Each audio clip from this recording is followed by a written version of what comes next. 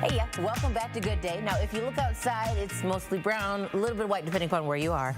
But occasionally, it's definitely not green in January. No, that's not Ohio. No, not at all. If you have a green thumb or miss the sensation of digging in the dirt, you can garden indoors during the winter. Amy Stone is here from the Ohio State University Extension with How. So good morning to you. Good morning. Thanks so much for bringing the plants. Absolutely. So let's start with seeding things, okay? Because that's where essentially it all has to start. Right. And people can do this even though it's cold outside. Absolutely. And a lot of people, when you think about seeding, they think about doing it inside their house, using grow lights, and those plants are very temperamental. Oh. And so, you know, they need water, they need care multiple times a day. And so if you're gone for a couple days, you come back and your seedlings are like wilted down. Yikes. So this winter seeding is an option for people if you want to take maybe the easier route.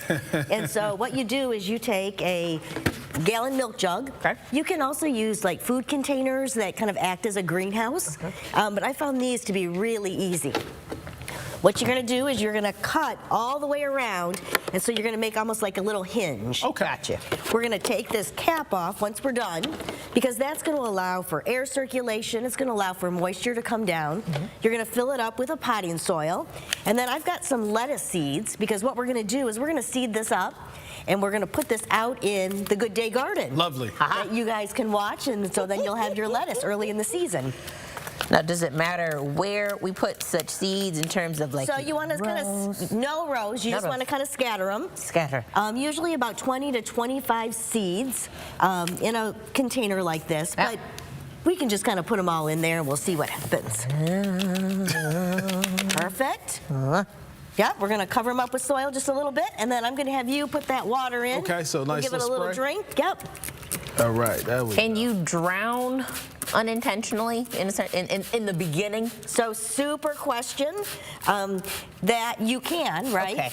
Okay. One thing that nope, you're doing good. That's great. That's enough? Yep. Yay, Beautiful. Steven. Beautiful. So the one thing that I forgot to mention is when you have these containers, before you cut around the edge, you're also going to want to pierce a few holes in the bottom so you have that drainage so the water doesn't go through. Okay. Then what we're going to do is we are going to take this tape. Good old duct tape. That's right. And we're going to tape our container shut. Okay. And this is happening, you want to tape shut because? Because you want to kind of create an idea of like a little mini greenhouse where those seeds are, right? So you're going to kind of keep it out from the exposure. I did it a little short.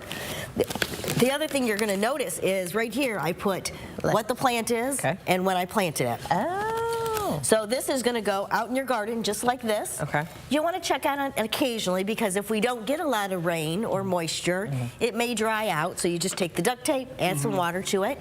Or if we get a lot, it may be too much. And so then you're going to have to move it. Okay. So this is ready to go. And when the seeds are ready to start, they'll know the temperature and they'll start to germinate. You can watch them grow in there and fill that up, and then you'll transplant them into your garden space. You want outside? I just Absolutely. So this now. Right now, because those seeds will know what happens as the weather changes, and they'll know when to grow. Wow. Okay, yeah, because like you said, essentially it's a mini greenhouse. Absolutely. That's out there. Okay, so you brought some plants as well. I did. Amy. So maybe what do we have here? seeding isn't your thing, but you'd rather have house plants. And so I brought some. We just have to consider plants right now are kind of slowing down because of the temperatures and also the amount of daylight we get. A lot of plants like indirect light, so maybe not right up against that window, especially when there's cold air or cold breezes that come in. True. So the aloe is a great plant for a house plant. These are baby spider plants that I took out of the mother plant this past fall, and they're doing really well. This is a plant called an air plant. It doesn't need soil at all. Wow. But that spritz bottle that you have is great because you can spritz it or put it under the sink and get the leaves wet. And then succulents. The one thing that's really important, so this has got a nice container. Yes. We want to make sure that our containers that our plants are in have holes. Okay. So we get good drainage. And so that way we can take them out. If we have excess water, we'll dump that out so it's not sitting in moisture, because we talked about root rot earlier. That's the main problem that we Kills see with it. houseplants. Yes. Okay. But is it also? So that one doesn't, but look at Well, I here. There is right here, so there is a little drainage cup, so you'll have to okay. tilt. Okay. This one does not. You'll see there's Yes. no hole, but if we lift it up, it's in its own container There again you with go. that drainage. Beautiful, beautiful. So for many people, they want to know more information about seeding. How can they get that info from Yeah, so they can reach out to the Extension office, and then also we have Master Gardener volunteers that are trained to help consumers with their questions. Nice. And we're just starting a new class in February, so if people are interested in going through the training so that they can help people have gardening successes, they need to reach out to our office because classes will start in February. Okay, how long are the classes? So they're for 9 weeks. We meet one day a week on Tuesdays from 9 until 4. So it's about 50 hours of training Wow. that you get. And then you volunteer about 50 hours back to your community Nice. through the Extension service. What if folks, because there's always one, and I used to say this, but I figured out how not to kill stuff. What if like I'm intimidated / everything I touch dies? But I still have this urge to learn. Absolutely. So there are certain plants that are kind of easier to grow than others. There you And go. so you want to start out with a successful experience. I found succulents are super easy. The problem with succulents is they store a lot of water in their leaves. And so sometimes we overwater, we overcare for them. But if you can get that in your mind, this is a great plant to start out with. And that's where those classes come in. You get a chance to Absolutely. learn all of those tips and tricks. So thank you so much. You're for joining us. welcome. Appreciate the lettuce as well. For sure. We'll see how it turns out. All right.